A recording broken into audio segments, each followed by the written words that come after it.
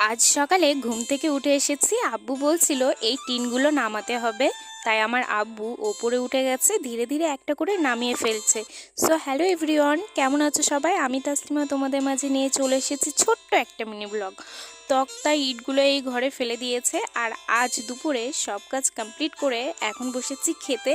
রান্নার সময় পাইনি, তাই আজ একটা ভাবি আর বড় মায়ের কাছ থেকে কিছু ভাত আর তরকারি নিয়ে এসেছি। খাওয়া কমপ্লিট হয়ে গেছে, আর ওই দেখো কারা আমাদের সাথে দেখা করতে এসেছে।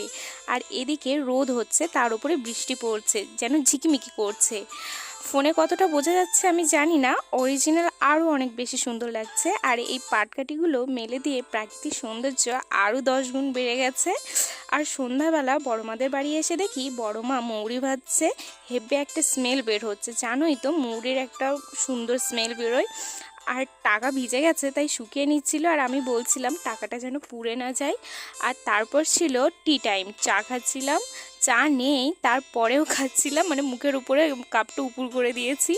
আর এদিকে সুমাইয়া দেখো খেলা করছে আমার সাথে, যেদিকে যাচ্ছি ও সেদিকে যাচ্ছে।